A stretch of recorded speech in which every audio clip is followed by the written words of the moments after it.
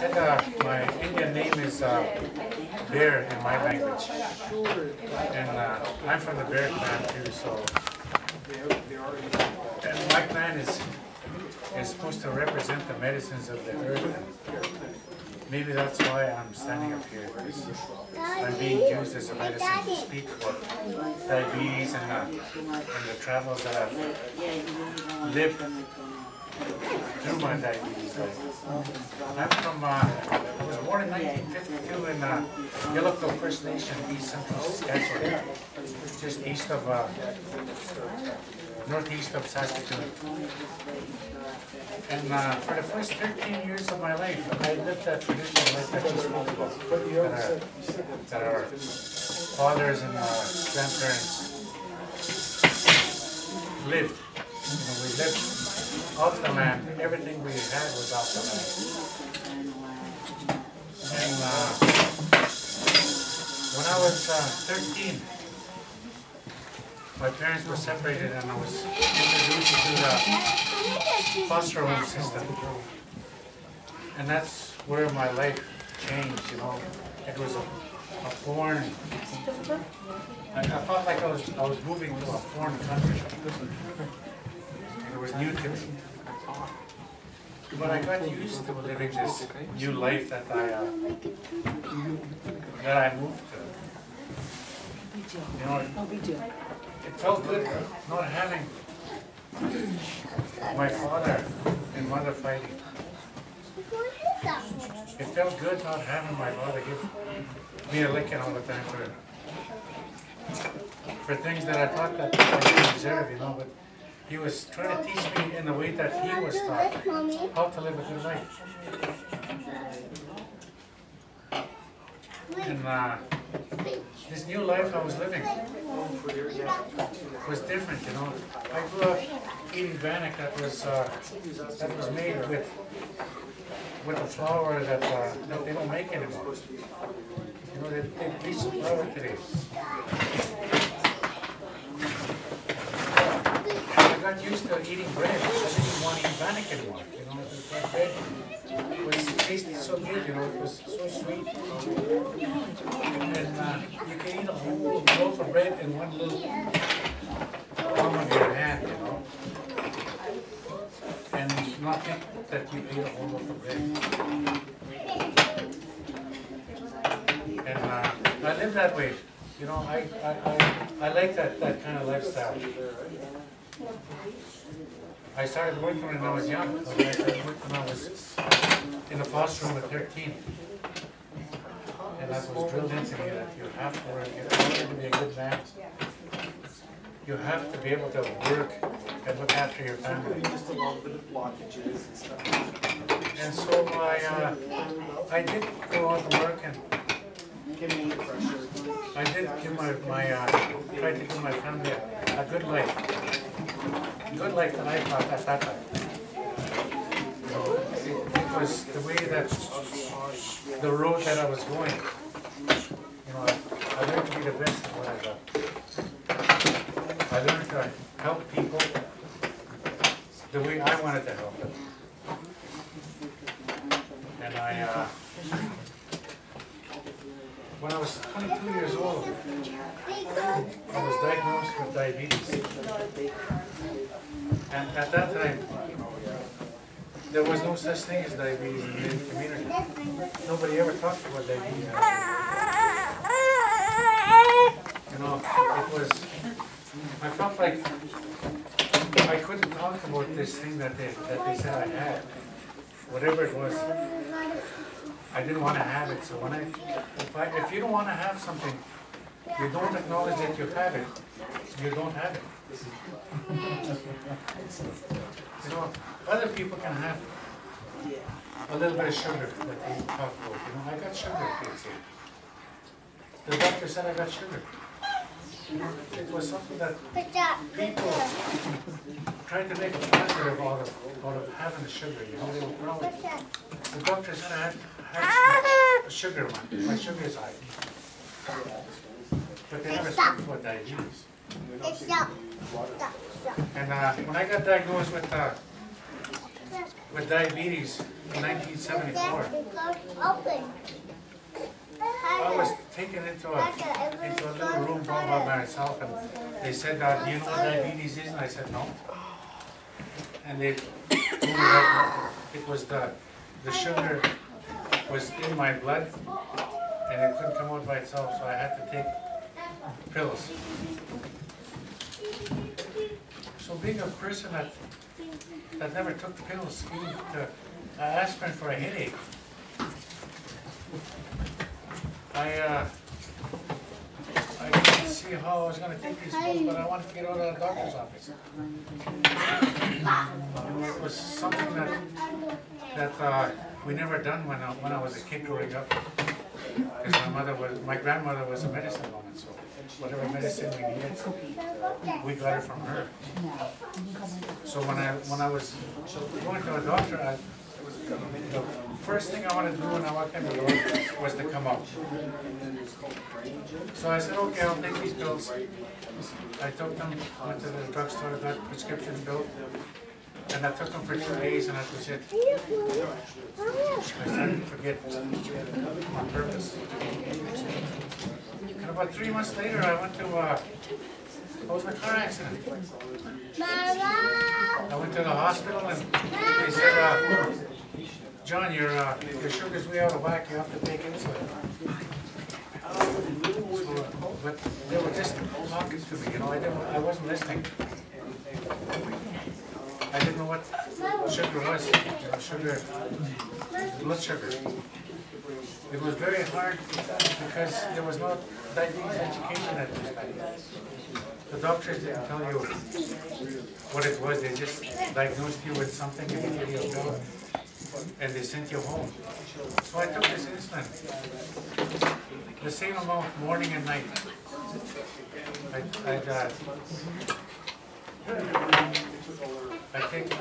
I can't remember. It was about 10 units in the morning and 10 units at night. I took the same amount for about 15 years. I never went back to the doctor. And I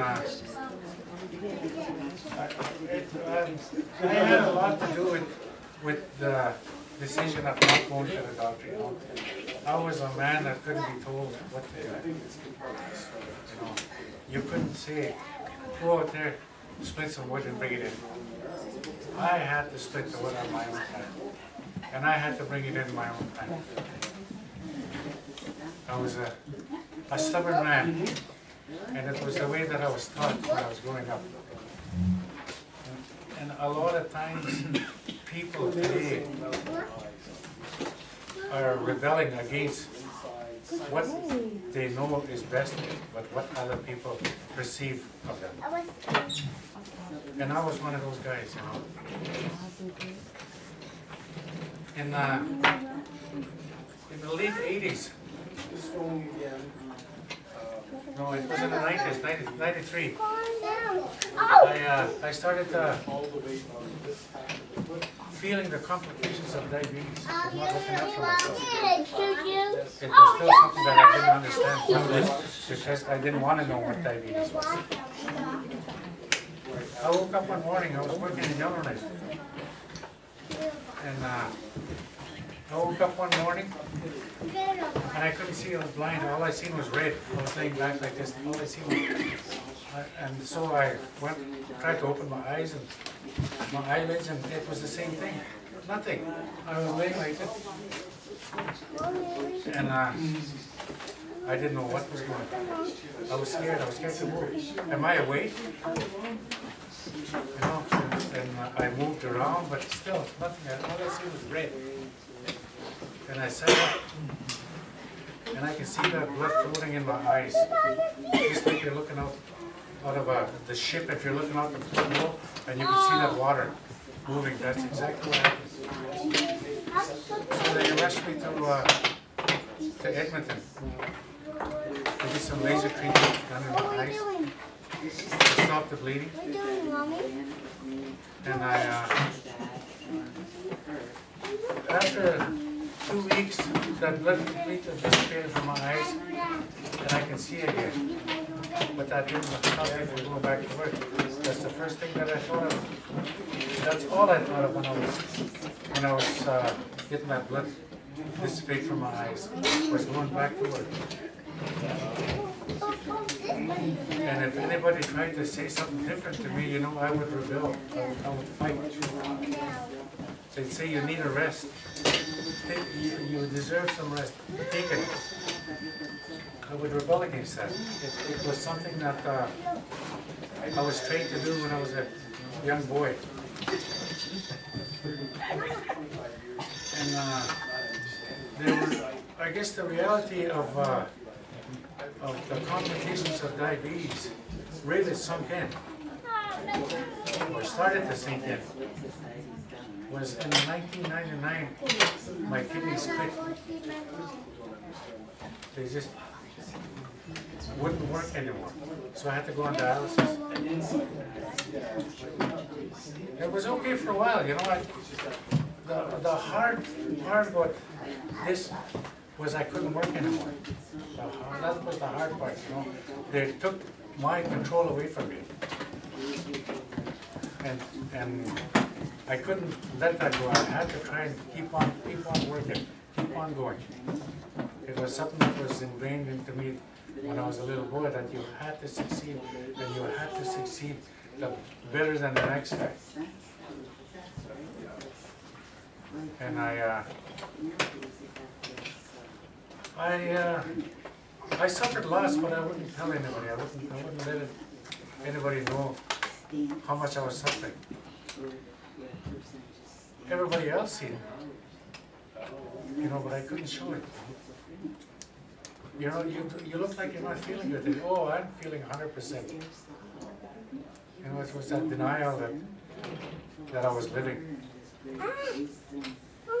And a year after I started dialysis, it seemed like my whole world was coming to an end. You know, it was, everything was happening.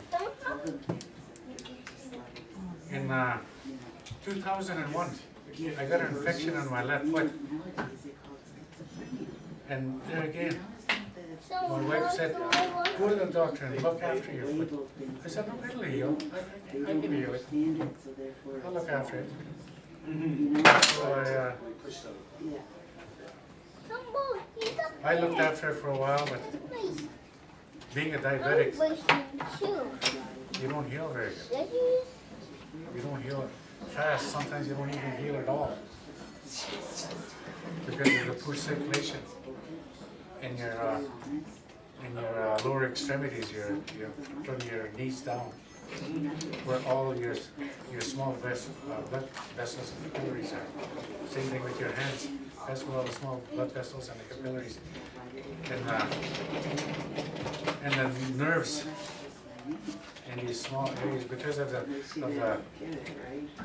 blockage of these arteries and blood vessels and capillaries, you lose sensation.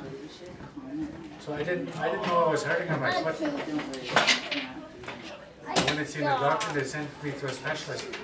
And a specialist, as soon as I walked in the door, he said, "What can I do for you?" And I told him that my toe was getting black. He said, "Okay, we're going to have to take your foot off." You know, he didn't even look at my foot, and he was diagnosing me that he asked to take my foot off. You have a diabetic foot, he said, we have to cut it off. So I said, okay. I cut it from my foot. I went and seen another doctor. And he done everything he could to save my foot. He cut 2 toes off on my left foot. So that was, I can still walk. That was okay, I can still walk. I kept on going. A year later, I had an eye operation where they took the cataracts out of both of my eyes at the same time, and they put implants in. I was a new man now, you know, I can see. Finally, the first time in 10 years, I can see. There was a point in my life where I couldn't see from the end of that wall, and yet I still drove. But because of my stubbornness, I didn't want to lose control of me, I wouldn't admit to it that I was going blind. And when I got my eyes operated on, it was the first time in years where I can see something. I can see that fly walking on the wall across the room. And that felt good. Oh, that felt good. But it still didn't sink in that I was a diabetic.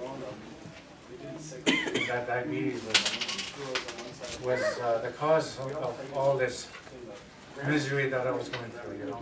I still wouldn't let myself believe that this was the problem. And the following year, the following spring, I had a heart operation.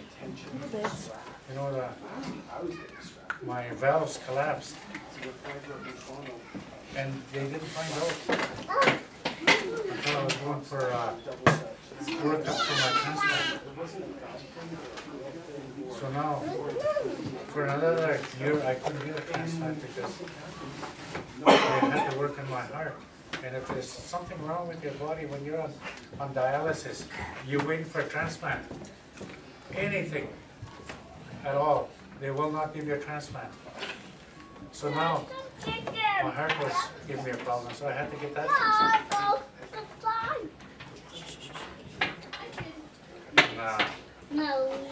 In 2004, I finally got a transplant on April the 13th. I'm glad lucky, you know, I got a transplant finally, you know. It was the happiest moment of my life. I was given a second chance to go someplace without wires stuck to my body. Without sitting on a chair for 3 hours, 3 times a week. And towards the end, just before I got a transplant, I was in such a low state, and yet I wouldn't let myself admit that this was all caused by diabetes. You know, I was that stubborn and that unforgiving on myself that I wouldn't accept the fact that I was a diabetic. I can still do it. And after I got my transplant, I was a new man. I was so happy, you know. If I could run to the hospital at time for my transplant, I would have ran every step of the way. That's how happy I was that I was going to get a transplant. 16 hours later, I was wheeled out of the operating room, and the doctor said, "How do you feel?" I don't know how I felt, but I said I felt good. And to this day, I've never had a complication with my transplant. It's never giving me any side effects, and I have to thank the Creator for giving me a second chance, you know. But there, 6 months later, I felt like there was nothing wrong with me. I can conquer the world again on my own. I went back to work against the wishes of my wife. You know, she knew. She was my biggest support all the way through this. She was my support, you know. But being a stubborn man, being the man that I am the head of the household, I am the one that makes the decisions, I wouldn't listen.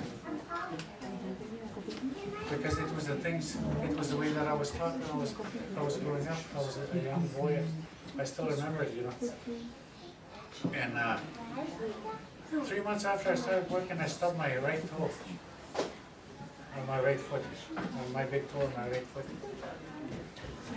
And it went black when I stubbed it. There again, I wouldn't go to the doctor. You know, if I leave it, it'll go away. It went away already. They cut my foot off below the knee. That's how far it went away. You know, because I was too damn stubborn to look after myself. Too damn stubborn to believe that I'm not the Creator. The Creator is the one that made me. You know, I thought that I made me the way I am. You know, in my mind, I was a strong person. Nothing could conquer me. And after I had my amputation, I started taking pills for a guy that said never believed in taking painkillers in his life. I started taking painkillers to numb the pain that was going on in my leg. What did Mommy tell you to do? What did she tell you to do? And after a while, Okay, we'll go get them I now. was in such a depressive state that I was mad at everybody. I was blaming the whole world for what happened to me. I didn't blame myself. I blamed my family, you know, because I have to work so hard to look after everybody. And I got addicted to these painkillers to numb my mind, so I don't. I wanted to forget everything what happened. I wanted to forget who I was. The pain was not the problem anymore. The pain was me. I was coming to the realization that I had diabetes, and that diabetes was controlling me, but I wouldn't let it control me. And all this time, it was me that was letting the diabetes control me. It was me that was living this life of not listening to somebody else. Not listening to my wife, because she knew, she seen it. You know, she'd come up to me and she'd say, you better take some insulin. You need it. I said, I don't need it. How can you tell I need insulin? But it's the emotions that she understood, these emotions of the highs and lows. Because and because she was telling me that my blood sugar was high, she was starting to control me in my mind. She wanted me to do these things that I didn't want to do. I didn't want to acknowledge that my blood sugars were high, or my blood sugars were low. I'd say, yeah, I'll take some insulin later. And it was just for me, it was just a formality that I had to take insulin, so I'm going to take it, but I'm going to take it at my time. When I wanted to take it, I'm going to take it. And for a year and a half, I was addicted to these pills.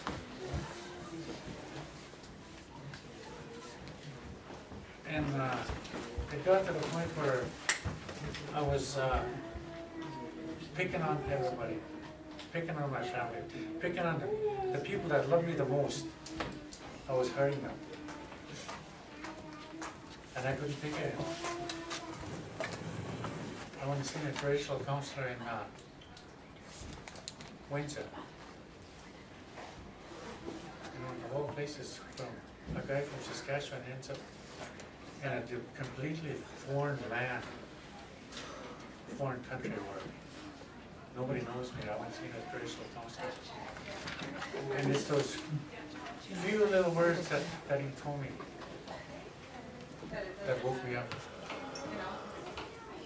He said, you know, John, he said, the Creator doesn't make bad people. The Creator only makes kind people. It's the people that make the bad people. You know that you're missing something that you haven't had for a long time. Is your culture, your beliefs, your tradition, and your language. You haven't had that for a long time.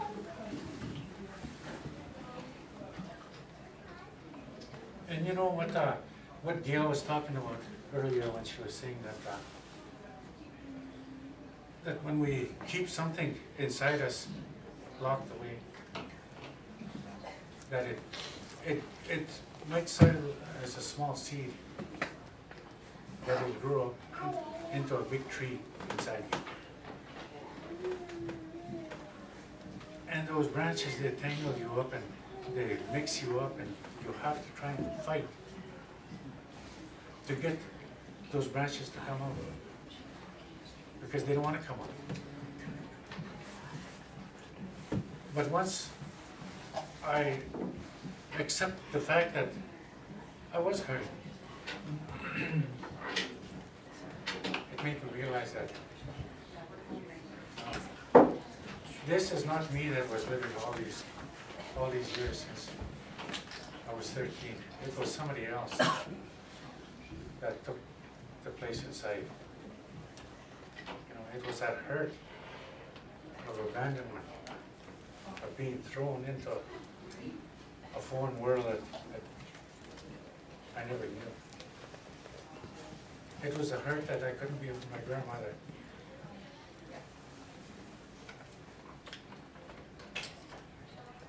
You know, it still hurts today. I'm still bringing this hurt out. But today, I can talk about the things that hurt me, the things that brought me to the place I am today. You know, when Paul talked to me that time, he said that you're the one that has to get the message out to the people, to be able to help them, to bring them home, to bring them home. Home is in here. You know, like this is the traditional food that we know today. We all know this as traditional food today, but it's not our traditional food. You know, like Gail said, a lot of times we have to adapt to live our life that we think is our life. You know, our life is here, inside here, and we have to remember that all the time. I have to remember who I am and how to live my life. I can't let diabetes control me anymore. I can't. Because I know inside here that I'm not going to last very long if I let it control me. I have to be the boss. I have to go out there and tell the doctor what diabetes is. And that's something that we all have to do. We all have to live day to day, not tomorrow to tomorrow. We have to live today because tomorrow may never come. I just want to thank you all for listening to my story and what I went through.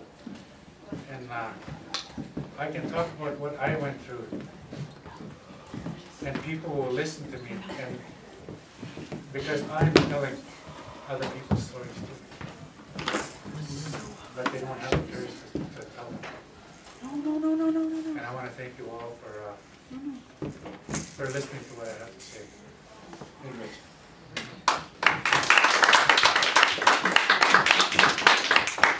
Great, thank you so much, John. It kind of puts things into perspective as to what can happen if, you know, we don't watch over ourselves and, you know, live that good life. You know, we kind of falter and then all of a sudden we are facing all these complications. So thank you so much for your story today, John. And I'm going to get Jacob to do the closing ceremony. I know some of you still haven't had your reflexology treatment, but don't worry, we're going to continue with that. But Jacob's going to do the closing for us.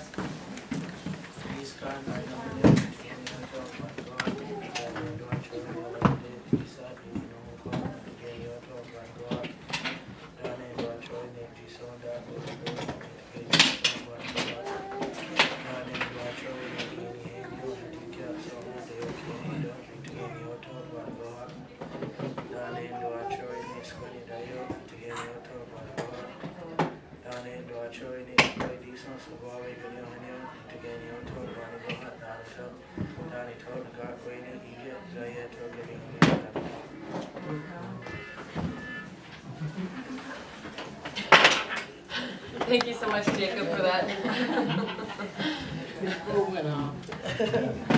Jacob, when you wanted one place, you wanted all at the same time, right? Yeah, it's just, I'm good. I'm good.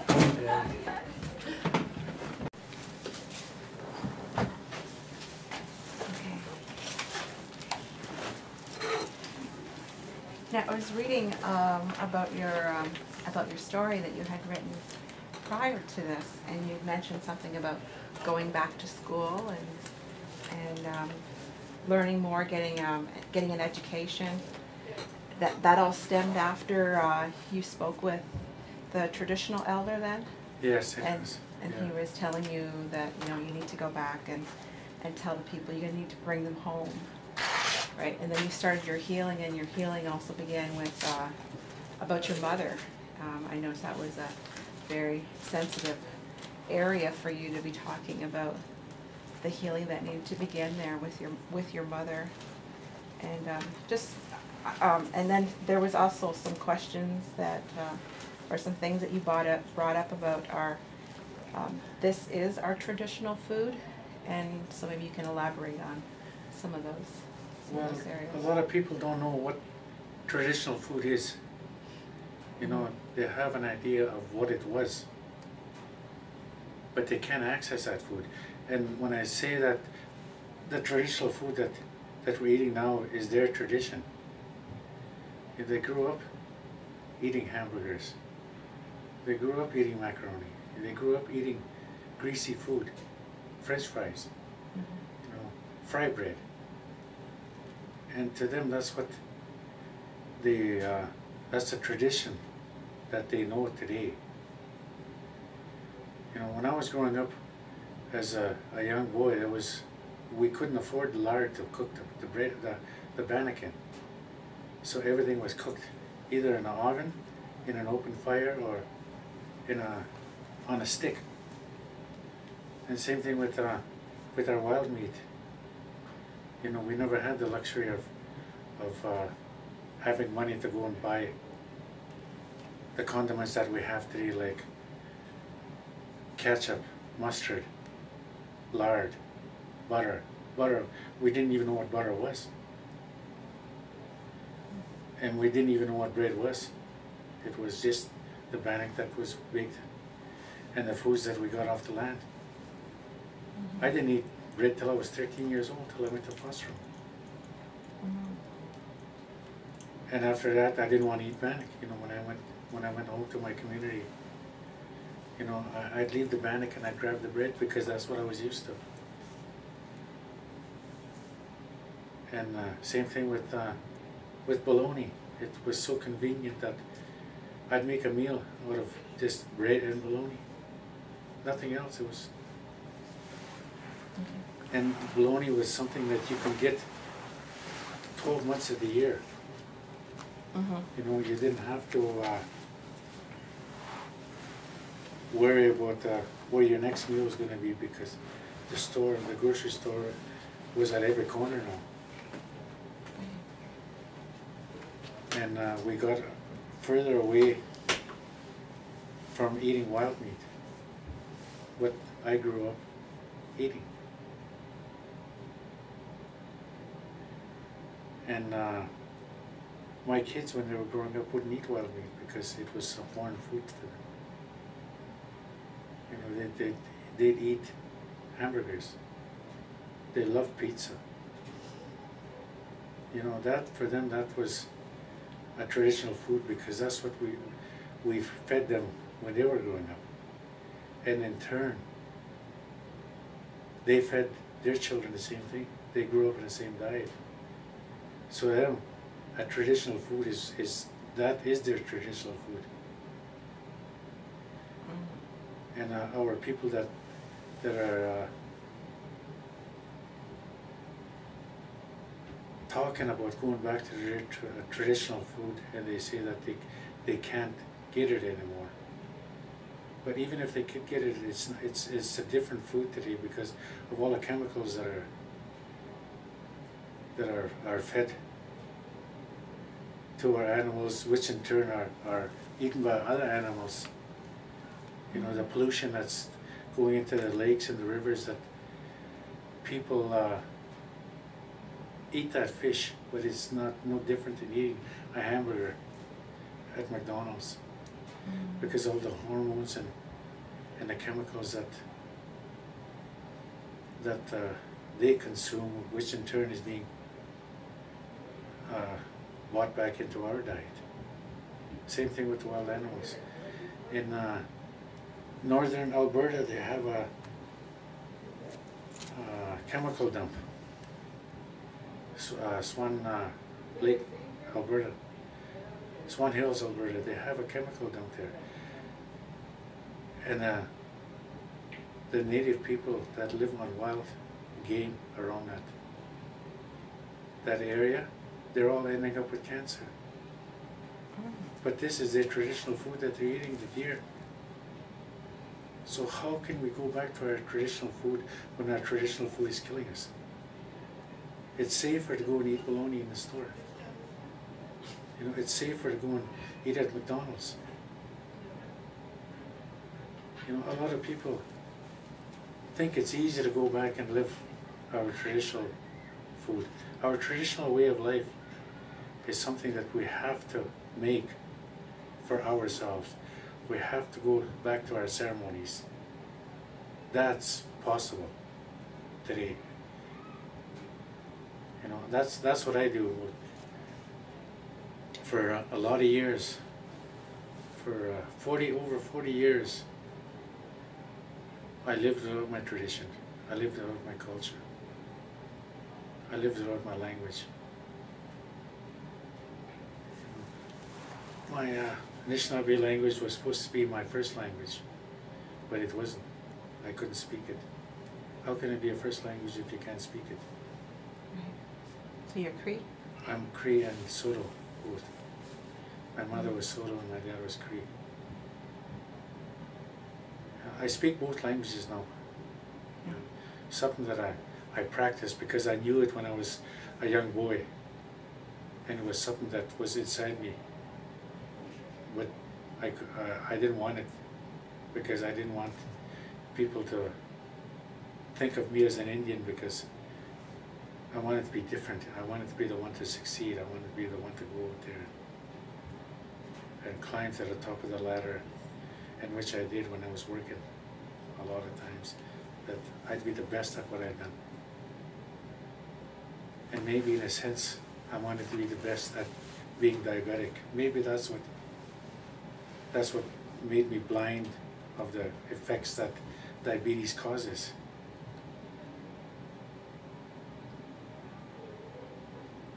And it's hard for me a lot of times to admit that I was a failure at living the life that people perceived that I was living. You know, I lost my family because I was so damn stubborn. You know, I put myself on a pedestal that I couldn't get off of. That I was the important one. You know, I couldn't admit that I was a diabetic. I couldn't admit that I had diabetes that was controlling my life. I had to hide it, you know. I had to walk away. If people were telling me that about the way they felt about their diabetes and how they wanted to look after it to better their lives, I would walk away. I wouldn't talk, because admitting that I was a diabetic was to me just like it was going to be considered a failure. So today, to admit that you're a diabetic, do you feel that it empowers you to make the right choices? Yes, it does. You know, sometimes it's still hard. It's still hard. I want to live my old ways in denial. It's an everyday struggle.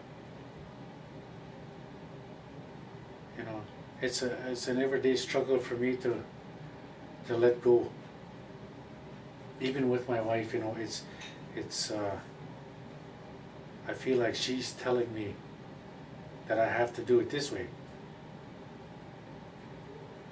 And for me, and that I have to do it. It's not that can I do it or will I do it. It's I have to do it. Mm-hmm. And that's a hard thing to change for me. Even with all your education that you know about? Even with all my education. That you know about it? I have to try and do things for other people. You know, if they're not happy, then So how do you stay strong? How do you, like, your wife, obviously, she supports you in your decision in day-to-day life. How do you stay strong and know what you have to do? It's like I said, it's a struggle for me to change, but I know I have to change. You know, things can't get worse. The only thing I can have with diabetes is I'm gonna keel over and go to the spirit world. I can't get any lower. And while I'm here, I can at least help other people to try and speak about this disease, to acknowledge it. You know, because if you don't acknowledge it, it's gonna take you.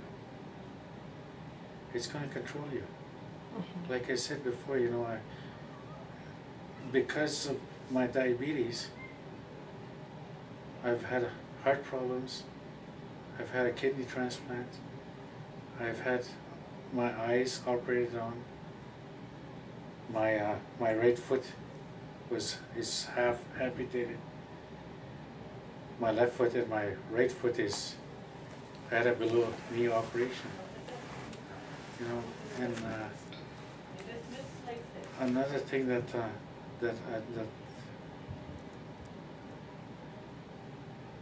it plays with is my mentality. You know, it makes me forget. You know, that's how severe my diabetes is in my body. A lot of times I forget why I'm here and why I have to live this journey. I have to turn to my Creator and thank them for letting me be here this long. Because a lot of my family members are gone in their mid to early 50s because of diabetes.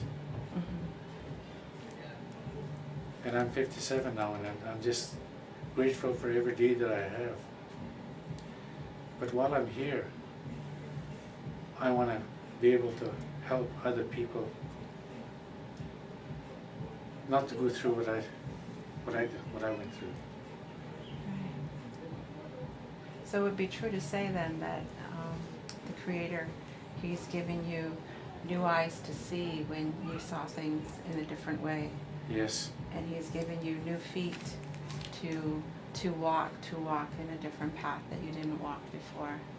And He's given you a new heart, a heart for people so they don't have to walk the same path anymore. You know, a lot of times I used to joke around before that, you know, He cut half my toe off to slow me down because I was going too fast. You know? And I still kept on going. And He took my heart function away, where it beats at 24 hours a day, it beats at 52 beats a minute.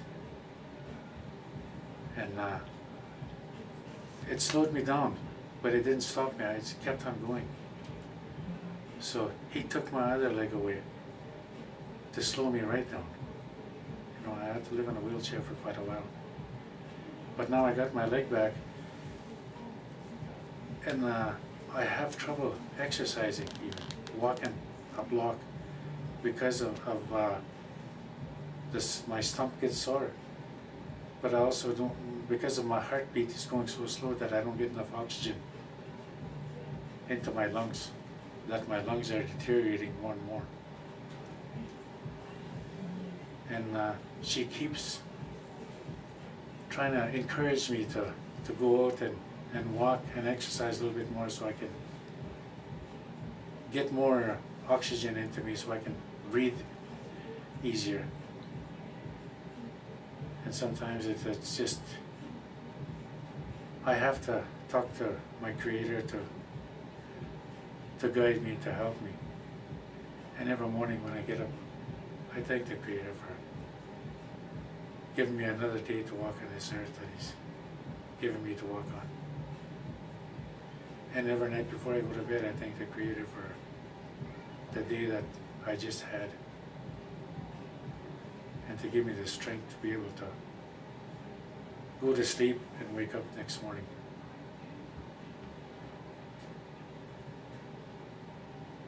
And I have to acknowledge my wife again for all the support that she's given me, you know, because a lot of times I feel sorry for myself for what I had to go through, and I forget that she's a part of me. And all the suffering that I'm suffering, all the hurt that I'm hurting, she's feeling it twice as much as I am, you know.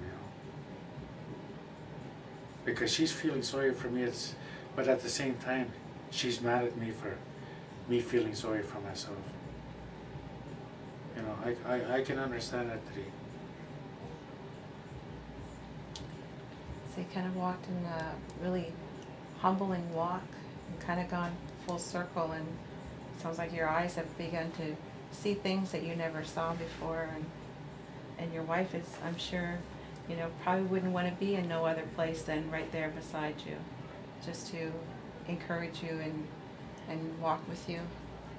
You know, I think what you're doing with your life today is very honorable, you know, to be able to walk the walk that you're walking right now, packing down those grass so that others can walk through easily. They don't have to live that life that you've had to live, because you didn't even, I guess I understand that people were trying to tell you what you had to do, but you just didn't want to listen to them. Yeah.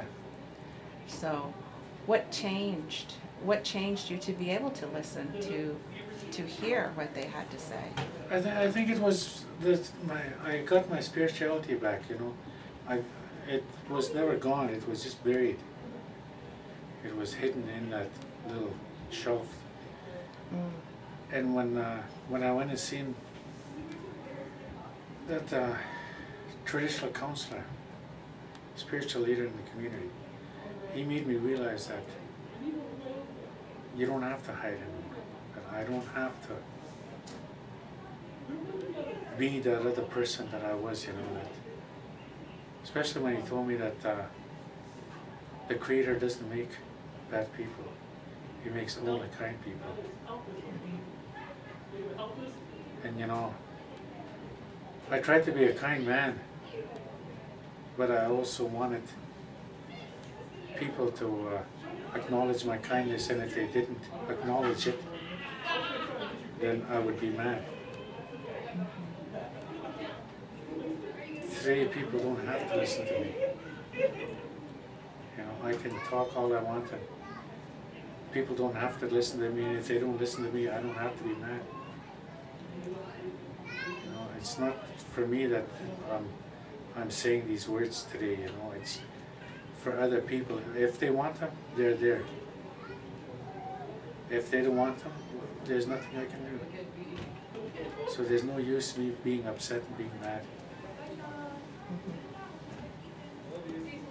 And going to my ceremonies, I try and go as much as I can to my ceremonies. And I need those ceremonies to ground me, to help me see who I am and what my purpose here is. To take my grandchildren to the ceremonies with me, and for them to experience this. And he gets mad at me when I tell him I'm not going to take him to the ceremony this year. You know, he wants to go. Things like that keep me going, keep me on this path.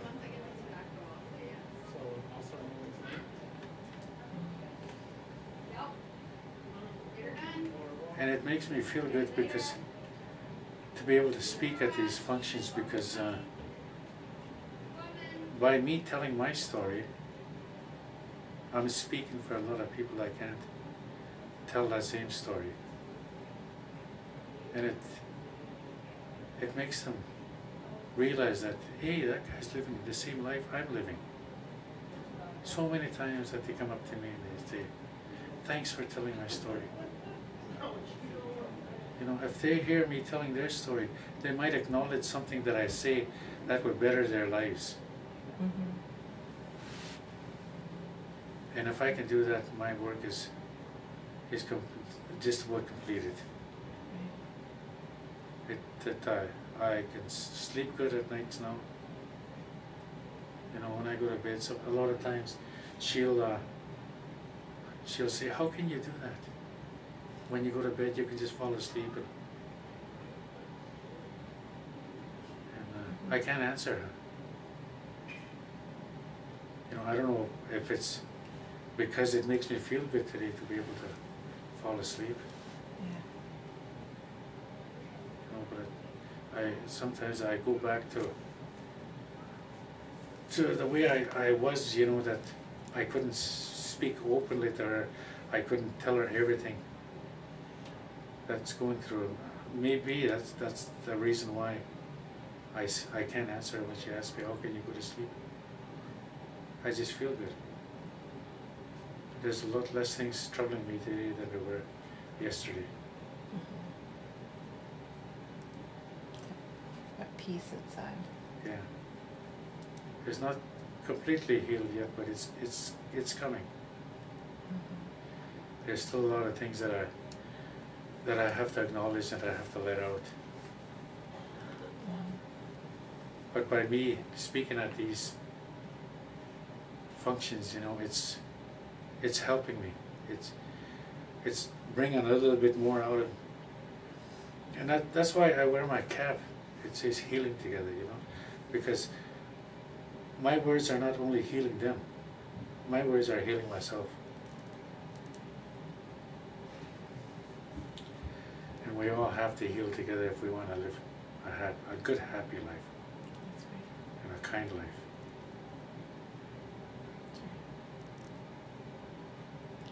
Thank you. Thank you.